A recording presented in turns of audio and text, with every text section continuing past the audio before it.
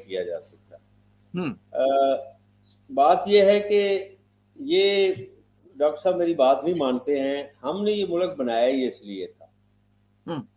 हमने आपको इतने डॉलर जो है 1970 से लेके जो मिलते हैं यूनाइटेड स्टेट ऑफ अमेरिका से, वो डॉलर इस फौज की वजह से ही मिलते हैं ना। हम आपको मतलब आप देखें, हम 79 में शुरू नहीं किया। हमारी किस्मत में कुछ भी नहीं थे, वो फौज के थे तो फौज ही ले गई सर। जब वही मैं बात कर रहा हूँ ना कि जब फौज ने ही तो अमेरिका ने दिए क्यों थे, इसलिए दिए थे। देखें, हम आपके हेनरी किसिंजर को प्रॉब्लम जो है ना, problem is with the United state of America. वो अकबर शैतान जनरल खान सैलम कहता था अमेरिका को, और असगर शैतान कहता था इजराइल को। तो ये जितनी भी बुराइयां हैं ना, वो वहां से लॉस एंजलिस से शुरू होती हैं। अच्छा जी। ठीक है, सही है जी, सही है। आप मुझे बताएं कि आप जब आपने जाना था चाइना हेनरी किसिंजर ने, तो आप भुट्टो की गोद में बैठे हुए थे। आपकी वो हिलरी क्लिंटन भी गोद में बैठ जाती है, सब गोद में बैठ जाती है हमारे, और हमें डॉलर भी देते हैं ये। तो 71-2 में जब यूएसएसआर था, तो जब उधर जाना, अभी जब ये इस तरह की गलत आते हैं, तो मेरी बात आप मान लें, मेरी बात मान लें। Apart from efforts of various political leaders, the division of subcontinent was aimed at achieving the goals and objective of United States of America in the next 70 years. And we have done nothing in next 70 years except fighting for United States of America. हम उसकी proxies ला रहे हैं। अभी जब हम ये करेंगे तो नेचुरली फिर वो हम एनएलसी भी बनाएंगे। हम जो है हमारे वो ड्राइवर को आप पकड़ेंगे तो हम आपको कुट भी चढ़ाएंगे। कुट भी चढ़ाएंगे। हम दिल करेगा तो नवाज शरीफ को प्राइम मिनिस्टर बनाएंगे, हम दिल करेगा तो इमरान खान को बना लेंगे। अगर आप ज्यादा शोर करेंगे नसीम साहब, तो हम इमरान खान को कल जेल से में छोड़ देते हैं हम। तो आप देखना, मैं देखूंगा मियां नवाज शरीफ का क्लाउड कहाँ गया है, जो ब्रिगेडियर डार भी तारीफ कर रहे थे। आप उसको छोड़ दें, ठीक है। तो हम कुछ ना कुछ अपने पास जो है ना, वो देखा हो ना, बिल्ली शेर की खाला है। तो वो शेर को दरख्त पे चढ़ना नहीं सिखाया था उसने, तो हम शेर को दरख्त पे चढ़ना नहीं सिखाएंगे। ये तो अब ना करें, बड़े माइक्रो हिसाब से चलते हैं जी। ये इसको बड़ी आप नेकेड आई से नहीं देख सकते हैं जो भी इनका सिस्टम। अगर आप मुझे अलाउ करें, मैं भी कुछ जी प्लीज करना चाह रहा हूँ जी। देखिए, जो अमेरिका से पाकिस्तान के रिलेशनशिप्स हैं, उनको थोड़ा सा और भी पर्सपेक्टिव से मैं चाहूँगा मैं हाईलाइट करूँ। जब पाकिस्तान बना है तो कायद-ए-आज़म की भी ये ख्वाहिश थी कि हमारे ताल्लुकात जो हैं वो अमेरिका और वेस्टर्न वर्ल्ड के साथ ज़्यादा हो। उसकी वजह ये थी कि वो वेस्ट में पढ़े थे, फिर यहाँ पे चूँकि कॉलोनी भी हम ब्रिटेन की थे, तो कायद-ए-आज़म ये महसूस करते थे कि हमारा यहाँ पे जो सिस्टम ऑफ गवर्नमेंट है, जो पॉलिटिकल सिस्टम हमने इनहेरिट किया है ब्रिटेन से, वो ऐसा है कि वो हमें सिस्टम ऑफ स्टेट के लिहाज से we are more closer to the western civilisation, America और वेस्ट के साथ। तो ही थॉट कि हमें इस तरफ ही जाना चाहिए, क्योंकि ये वेस्टर्न वर्ल्ड उस वक्त ये वो सिविलाइजेशन थी जो दुनिया में राइज कर गई हुई थी, मजीद कर रही थी, और इसके प्रोस्पेक्ट्स जो थे to Pakistan they were better. और पाकिस्तान को जो बनाया है इनिशियली, अपने पाँव पे खड़ा किया है, वो हमें नहीं भूलना चाहिए, वो अमेरिका ने खड़ा किया। ये हम जो भी अमेरिका को कहें, लेकिन कुछ हकीकतें ऐसी हैं जिनको रिकग्नाइज करना चाहिए। जब पाकिस्तान बना है, पाकिस्तान के पास टोटल उस वक्त 13 टैंक्स थे, और फौज जो थी वो तकरीबन 2 के 3 ब्रिगेड के बराबर थी। यानी कि हमारे पल्ले हमें अपने आप को ना डिफेंड करने के लिए कुछ था, ना इकोनॉमी को चलाने के लिए कुछ था। इंडिया ने हमें जो हमारा शेयर था वो दिया ही नहीं है। तो वी वर इन ट्रबल। और अगर मतलब हमें रशिया तो कुछ नहीं दे रहा था, चाइना उस वक्त था ही नहीं चीन के ऊपर, तो there was just one power जो कि दुनिया को उस वक्त बना रही थी। अमेरिका जो था वो यूरोप को भी बना रहा था, मार्शल प्लान उसने वहाँ पे शुरू किया हुआ था। अमेरिका जो है उसके बाद जापान को भी बना रहा था। अमेरिका जो है वर्ल्ड के सारे रीजन जो डिस्ट्रॉय हो गए थे वर्ल्ड वार 2 के बाद, उनको अमेरिका बना रहा था। और उसी प्रोसेस के अंदर अमेरिका ने पाकिस्तान को भी बना दिया, क्योंकि हम उनके साथ मिल गए। ठीक है, हमने एक गिव एंड टेक ही होता है हमेशा, ये ऐसा नहीं है कि कोई वो हम पे मतलब गिव एंड टेक के बगैर ही मेहरबानी कर रहे थे। तो वो दुनिया को, वर्ल्ड ऑर्डर को जिस तरह वो फैशन करना चाह रहे थे, उनको पता था कि यूएस सोवियत यूनियन की कंटेनमेंट में पाकिस्तान का एक बहुत बड़ा रोल है। तो वो हम भी रियलाइज करते थे कि हमारा हम ये रोल प्ले कर सकते हैं, तो हम म्यूचुअली सपोर्ट किया एक दूसरे को। उस म्यूचुअल सपोर्ट में ये हुआ कि पाकिस्तान जो है वो अपने कदमों पे खड़ा होके 1965 में जब वार नहीं हुई, वार के से पहले हम दुनिया की एक लीडिंग डेवलपिंग इकोनॉमी थे और एक मोस्ट प्रोग्रेसिव मॉडरेट स्टेट थे और नेशन थे। और कराची जो है, कराची एक ऐसा था शहर जो कि न्यूयॉर्क, लंदन और ये वाशिंगटन इनकी सफ में खड़ा हुआ था। तो अब बाद में अनफॉर्चुनेटली ये सारे प्रॉब्लम्स हुए। तो ये है कि अमेरिका ने ये जो काम हमारे साथ किया, हमें एक्नॉलेज करना चाहिए। और मैं आपको ये बताऊं कि अगर अमेरिकन डॉलर हमें ना मिल रहे होते, हम पाकिस्तान का न्यूक्लियर प्रोग्राम जो है उसको एंड करने में हमें प्रॉब्लम होता। तो ये एक फैक्टर था उसके अंदर। और जब हम ये फाइनल कर रहे थे, एटॉमिक न्यूक्लियर कैपेबिलिटी को एक्वायर करने के आखिरी मराहल में थे, तो America turned a blind I towards Pakistan. उसको पता That's था right. क्या That's true though. ब्रिगेडियर नवाज़ शाह, आपको जवाब तो मिल गया होगा ना? हाँ बिल्कुल। मैं उनको जवाब नहीं दे रहा हूँ, मैं अपना पॉइंट ऑफ व्यू दे रहा हूँ। नहीं डार साहब आपके हमसाए हैं, इनको समझाया करें ना, ये हम पे इल्जाम लगाते हैं। हमारे डीन है कॉलेज के, हम जो है हम हमेशा बात जी। ब्रिगेडियर डार साहब, आपकी बातें तो माशाल्लाह हम सुनते रहेंगे। आई मीन जैसा कि ब्रिगेडियर नवाज़ में कहा कि it's a big asset in our programme, तो हम आपसे यकीनी तौर पे ये मैं समझता हूँ कि ब्रिगेडियर नवाज़ की शफकत है मेरे ऊपर, और हमने इन्हीं से सीखा है जो सीखा है। ये हमारे असातिज़ा में से है। जी असातिज़ा में से है। लेकिन प्रोग्राम को हमने एंड पे लेके जाना, लेकिन एक सवाल जो रह गया, रियल क्विक ब्रीफ, अगर उसका जवाब अगर मिल जाए तो 190 मिलियन जो पाउंड का स्कैंडल था, उसमें जो साबका खातून अव्वल थी बुशरा बीबी जो है, वो एक गवाह से उनका स्टेटस जो है एक मुल्ज़मा हो गया। फारूक साहब आपसे शुरू कर लेते हैं। सर क्या कहेंगे आप इस बारे में? मेरा तो ख्याल, एक वहाँ जो तबका उनकी राय है कि वो गिरफ्तार होने जा रही है, दूसरा तबका ये है कि सुनने में यह आ रहा है कि उसे दो है कि वो या तो वो अपने शोहर इमरान न्याजी का इंतखाब करे या फिर दौलत का इंतखाब करे। तो सुनने में आ रहा है कि वो दौलत का इंतखाब करेगी और वो दूसरी तरफ जाएगी। तो ये मेरा ख्याल 2-4 दिन में ये आप सबके सामने आ जाएगा। दूसरी बात, डार साहब आपके हमसाए हैं नवाज़ साहब, इन्हें जरा समझाया करें, ये पूरे इल्जाम जो है ना हम अमेरिकन पे या अमेरिका पे लगाते हैं, तो जरा इनको आप समझाया करें, जरा हाथ हल्का रखा करें हम पे।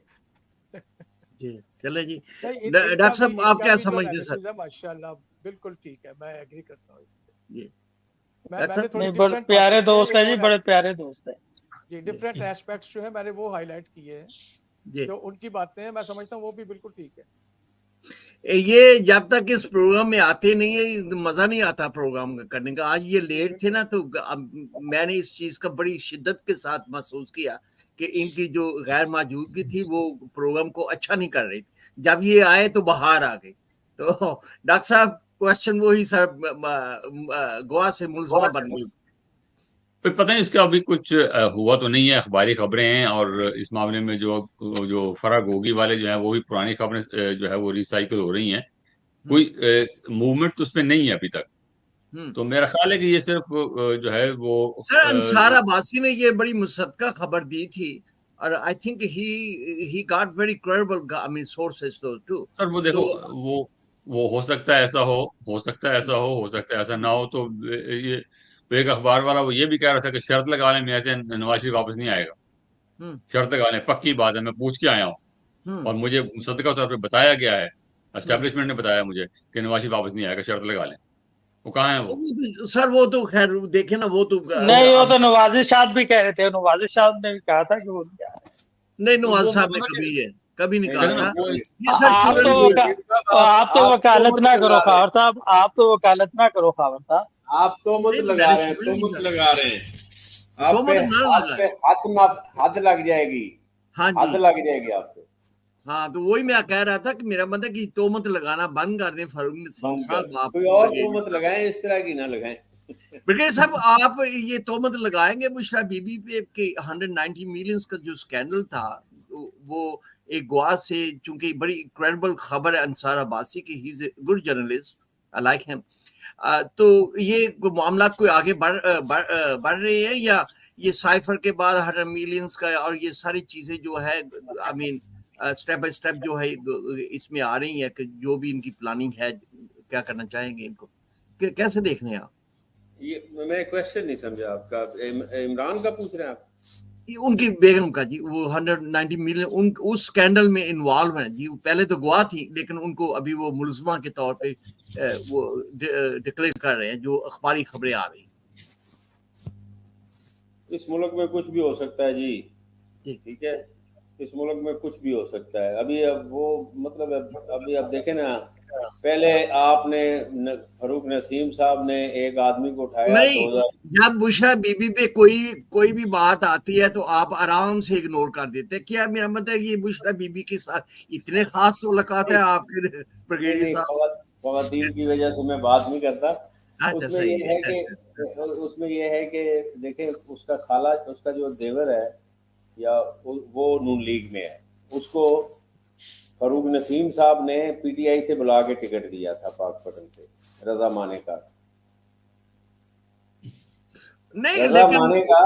माने का मुस्लिम लीग नून का एमएनए है, पहले पीटीआई में था।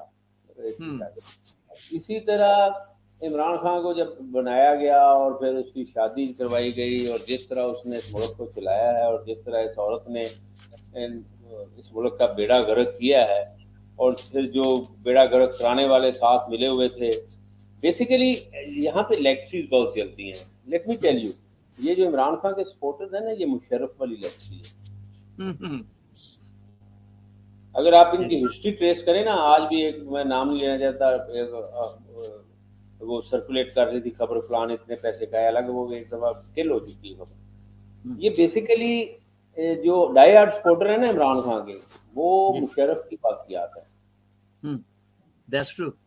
ठीक है, और जो डाई हार्ड सपोर्टर है ना नून लीग के, वो ज़िया की बात की आते हैं जी, जैसे फारूक नसीम साहब है, जैसे कि फारूक नसीम साहब। जी जी जी जी, मैंने नहीं कहा, ये खावर साहब ने कहा। मैंने कहा सही हो गया। हम शुरू से ही मुस्लिम लीगी हैं, शुरू से मुस्लिम लीगी हैं। वो भी मुस्लिम लीगी था जी, ज़ियाउल हक भी। फिर ये है कि जो उससे पहले वाले थे, देखे आप बात कर रहे हैं, ये मैं फिर कहूँगा तो बहुत गुस्सा लगता है लोगों को। ये डिवीजन जो थी इसीलिए गई थी, कुछ चंद ऑब्जेक्टिव्स के लिए। आप मुझे बताएं ना कि मतलब इस तरह कोई लूटमार है किसी मुल्क में? मैं आगे नहीं बोलना चाहता। बेसिकली ये है कि ये फारूक नसीम साहब जो हैं, इनके फराह गोगी, अच्छा ये मुझे बताएं, अभी वो फराह गोगी जो है, उसका जो सौरा है वो नून लीग में है। वो उसने हमजा शहबाज को वो जो उसको प्रपोज किया था एज ए चीफ मिनिस्टर। तो माशाल्लाह बड़ा प्यारा मुल्क है, फारग रहते हैं हम सारा दिन, 80% आबादी हमारी वेली रहती है, ठीक है, और अल्लाह ताला रोटी दे रहा है और हम खा रहे हैं, बिजनेस चल रहा है। ब्रिगेडियर ज़फ़र साहब, इसमें कोई इंसल्ट की बात है कि अगर आपके ख्यालात कुछ और हों, आपके बेटे के ख्यालात कुछ और हों तो वो उसकी एक्सरसाइज नहीं कर सकते हैं? ये कोई ऐसी कोई ममानत है या ये कोई बेइज्जती की बात है या क्या है ये? क्यों ऐसा होना नहीं चाहिए? किसी को आजादी नहीं हुई अपने ख्यालात का इजहार करें जिस तरह मर्जी करें? मेरा ख्याल है कि ये आज अभी ज़माना काफ़ी बदल गया है और ज़रूरी नहीं कि एक फैमिली में सारे ही लोग जो हैं वो एक ही पॉइंट ऑफ व्यू रखते हों, क्योंकि जो एक्सपोजर है हर आदमी का वो अलहदा है, पर्टिकुलरली जो इंटरेक्ट कर रहे हैं बाकी लोगों से, तो इसलिए मैं देखता हूँ कि फैमिलीज में भी ओपिनियन का डिफरेंस तो डेफिनेटली है जी। तो वो मैनिफेस्टेशन उसकी होती रहती है एक मतलब डिफरेंट तरीके से। अच्छा, आप बात कर रहे थे ये जो बुशरा बीबी का है, देखिए बुशरा बीबी के पास मेरे ख्याल में अभी दो ही चॉइसेस है, या तो वो अप्रूवर बन जाए, वादा माफ गवाह बन जाए, और दूसरा ये है कि मुकदमे को भुगतें। तीसरी तो मुझे कुछ चॉइस उनके पास नजर नहीं आती है। तो आई डोंट नो अभी ये चूंकि ये सिचुएशन डेवलप हो रही है तो मेरे ख्याल में इस वक्त कंक्लूड करना कि वो उनके ऊपर मुकदमा बन रहा है शायद थोड़ा सा अर्ली होगा, मुझे ऐसे लग रहा है, क्योंकि ऐसा हो सकता है कि वो डिसाइड कर ले कि नहीं मैं वादा माफ गवाह बनती हूँ। ये भी रूमर्स हैं जी मार्केट में। यस जी, क्योंकि ऐसा भी तो हो सकता है कि उनको जब ये नजर आए कि मुझे मुकदमे में मतलब मुलजम डिक्लेयर किया जा रहा है और उस तरीके से मेरे खिलाफ प्रोसीड करेंगे, तो एक डेफिनेटली साइकोलॉजिकल प्रेशर तो उनके ऊपर डेवलप होगा। अब वो पर केस भी बड़ा pressure open and shut case लगता है ये 190 मिलियन का केस। जी बिल्कुल बिल्कुल, इसमें तो कोई शक नहीं है, ये ओपन एंड शट केस है और इसके सारे जितने भी हैं एविडेंस जो है वो कट एंड ड्राइड है, तो ये इसमें बचना उनका। ब्रिगेडियर साहब, आज का जो हमारा प्रोग्राम है सबसे लंबा तरीन प्रोग्राम हुआ है। हम इसी नोट के साथ, आपके नोट के साथ कि ओपन एंड शट केस है, हम इजाजत चाहेंगे अपने सुनने वालों से, लेकिन चलते चलते हमारी जो एक सेगमेंट होती है 30 सेकंड की फाइनल थॉट, ब्रिगेडियर साहब तो चले गए, फरूक नसीम साहब से शुरू कर लेते सर। 30 सेकंड। मैं ब्रिगेडियर डार साहब की बात को आगे बढ़ाऊं, वो अप्रूवल बनेगी, इसलिए आप देखें कि लीमा खान को जो खबरें आ रही हैं तरीके इंसाफ का चेयरपर्सन मुकर्रर कर दी है, ठीक है ना। फिर कहते हैं जी मूर्सी सियासत के अलावा से जी मियां मुस्लिम लीग पे तनकीद करते हैं या दूसरी पार्टियों पे, ये पीटीआई वाले। तो आज ये देखें कि इन लोगों ने किस क्यादत को ख्वाब किया है, इमरान न्याजी ने। तो ये मेरा ख्याल है उस वजह से भी वो जरा दिल बर्दाश्ता होगी पीटनी कि वो अप्रूवल बनेगी। मुझे भी ज्यादातर चांस दिल यही है बर्दाश्त कि हो कि अपनी अजवाजी जिंदगी जो खत्म कर देगी, सही हो गया। अजवाजी जिंदगी तो पहले भी उसकी नहीं थी ना जी, क्या अजवाजी जो वाइफ है हस्बैंड है, आप एक मेरा मत है आप जी। डॉक्टर साहब सर 30 सेकंड फाइनल थॉट्स। भाई 30 सेकंड में ये कह सकते हैं कि इलेक्शन खैरियत से हो जाएं और पीसफुली हो जाएं और क्रेडिबल हो जाएं, दैट्स इम्पोर्टेंट। क्योंकि इस वक्त जो है वो आपकी पीपल्स पार्टी और पीटीआई दोनों इस कोशिश में है कि इलेक्शन का रिजल्ट जो भी हो उसको मुतनाज़ बनाया जाए, तो that is not a good thing. तो कोशिश करनी चाहिए इलेक्शन कमीशन को भी और इंटर्म गवर्नमेंट को भी और हमारे एस्टेब्लिशमेंट को भी कि इलेक्शन क्रेडिबल हो। बिल्कुल सही। थैंक यू, बहुत शुक्रिया जी। डॉक्टर साहब, मुझे ये लग रहा है कि इस वक्त मियां साहब का जो कंसर्न है वो ये है कि जैसे डॉक्टर साहब ने भी बात की कि क्रेडिबिलिटी हो अगली गवर्नमेंट की, तो जिस तरीके से वो बाकी पार्टियों को भी अपने साथ मिला रहे हैं तो उससे क्रेडिबिलिटी इलेक्शन की डेफिनेटली बन जाएगी। और मैं बिल्कुल होपफुल हूँ कि इंशाल्लाह जो नेक्स्ट गवर्नमेंट बनेगी वो एक स्टेबल गवर्नमेंट होगी और इंशाल्लाह पाकिस्तान आगे बढ़ेगा। और अभी जो लोग इन्वेस्टर्स की भी बात अभी हम कर रहे थे, आई एम श्योर कि पीपल आर वेटिंग कि एक स्टेबल गवर्नमेंट बन जाए और कोशिश भी यही है कि ये एक ऐसी गवर्नमेंट होगी जिसको तमाम जो क्वार्टर्स है पावरफुल उनकी हमायत हासिल होगी। तो उस लिहाज से ये एक स्टेबल गवर्नमेंट बनेगी, पॉलिटिकल पार्टीज की भी हिमायत हासिल होगी जो इसके साथ कोalition बना रही हैं या मिलकर इलेक्शन लड़ रही हैं। तो पाकिस्तान इंशाल्लाह बेहतरी की तरफ जा रहा है, आई एम श्योर। और इलेक्शन के बाद ये जो बेहतरी की तरफ सफ़र है हमारा, ये तेज़ हो जाएगा इंशाल्लाह। पाकिस्तान बेहतर होगा और बेहतरी की तरफ चल पड़ा है। जो टर्निंग पॉइंट की मैंने जिक्र किया था, मियाँ साहब का आना टर्निंग पॉइंट है। ये मेरी कन्विक्शन है कि ये टर्निंग पॉइंट है और यहाँ से आगे पाकिस्तान अभी बेहतरी की तरफ ही जाएगा। We would not have to look back इंशाल्लाह। ले जी, आखिर में मैं तो, मेरे पास यही अल्फाज है कि फ़लस्तीन के जो लोग हैं, मुसलमान हैं, उनको आपकी मदद की बहुत ज़्यादा ज़रूरत है। किसी भी तरीके से आप उनकी मदद कर सकते हैं। अगर आपके पास कोई चैरिटी के लोग हैं, वो वहाँ पे हेल्प करना चाह रहे हैं, तो दिल खोल कर उनको दें। उनको बच्चे हैं, उनको तभी इमदाद की जरूरत है, उनको खुराक की जरूरत है, उनको रिहाइश की जरूरत है। बहुत बुरी हालत है वहाँ पे। तो मेरे चंद दोस्तों ने राब्ता भी किया था इस सिलसिले में के अंदर, तो मेरे ख्याल में वो मुझे बता रहे थे कि वेस्टर्न यूनियन जो है वहाँ पे है, काम कर रही है। तो जो भी तंजीमें वहाँ की है, आप देखिए, उनको चेक करें, या जो भी जो मुसलमान तंजीमें हैं चैरिटी की, वो अगर वहाँ पे मदद पहुँचा रही हैं, तो आप भी दिल खोल के उसमें हिस्सा लें। अपना ख्याल रखिएगा। कल फिर अगले हफ्ते फिर आपसे मुलाकात होती है। अल्लाह हाफिज़ और पाकिस्तान जिंदाबाद। Thank you sir, thank you. खुदा हाफिज़। इंशाल्लाह।